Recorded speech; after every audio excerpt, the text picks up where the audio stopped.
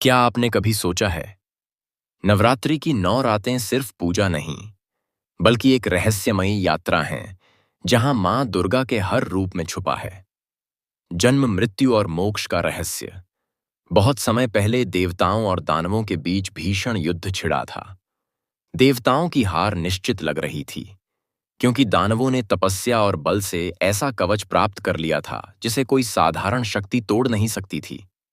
तभी हिमालय की गुफाओं में बैठे ऋषियों ने एक अद्भुत भविष्यवाणी की।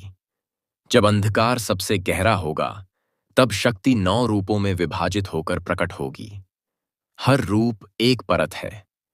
जैसे ब्रह्मांड का रहस्य, केवल वह साधक जो 9 रूपों को सही क्रम में समझेगा, वही सच्ची मुक्ति पाएगा। देवताओं ने मां को आह्वान किया। एक शैलपुत्री मौन का रहस्य। पहली रात मां शैलपुत्री हिमालय की चोटी पर प्रकट हुईं। उनके चरणों के स्पर्श से पत्थर भी जीवंत हो उठे। किंवदंती है जिसने उन्हें नमन किया, उसके भीतर की जड़ता, आलस्य, भय समाप्त हो गई। परंतु उनकी आंखों में मौन का ऐसा रहस्य था जिसे देखकर ऋषि भी कांप उठे।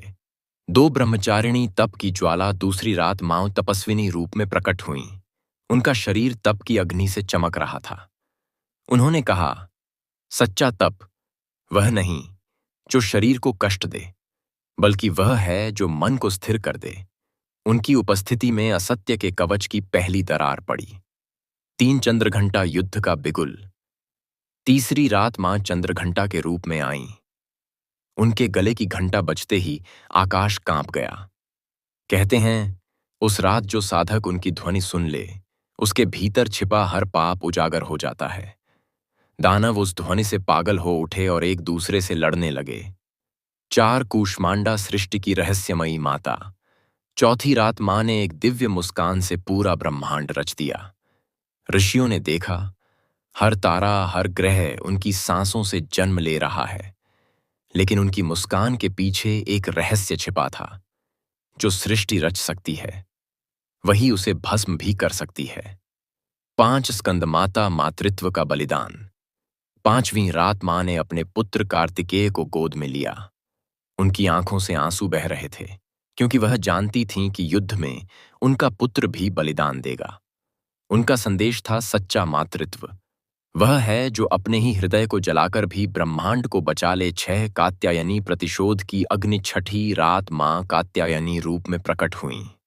उनके हाथों में तलवार थी और आंखों में लाल ज्वाला। उन्होंने कहा, जहां अन्याय होगा वहां मेरा यह रूप अवश्य प्रकट होगा। उनके प्रकोप से दानवों का दूसरा कवच टूट गया। 7 काल रात्रि अंधकार की देवी। 7वीं रात आकाश काला हो गया। मां कालरात्रि के रूप में प्रकट हुईं। उनकी सांस से आंधी उठी और उनकी दृष्टि से अग्नि बरसी। देवता भी भयभीत हुए, क्योंकि यह रूप करुणा नहीं, केवल विनाश का दर्पण था।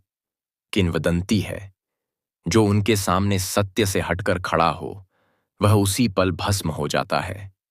8 महागौरी शांति का रहस्य। 8वीं रात मां महागौरी के रूप में उतरीं। उनका शरीर चांद की तरह उज्ज्वल था। जहां कालरात्रि विनाश थी, वहीं महागौरी शांति थीं। उनकी उपस्थिति में युद्ध थम गया। उन्होंने कहा, अंधकार और प्रकाश दोनों मेरे हैं। जो इसे समझेगा वही मुझे पाएगा। त्रिमोक्ष का द्वार। 9वीं रात मां ने सिद्धिदात्री रूप धारण किया। उन्होंने अपनी हथेलियों से 9 रत्न प्रकट किए और कहा, इन 9 रत्नों में ही 9 रहस्य हैं। धैर्य, तप, युद्ध, सृष्टि, मातृत्व, प्रतिशोध, विनाश, शांति और मोक्ष। जो इन्हें समझ ले वही सच्चा साधक है।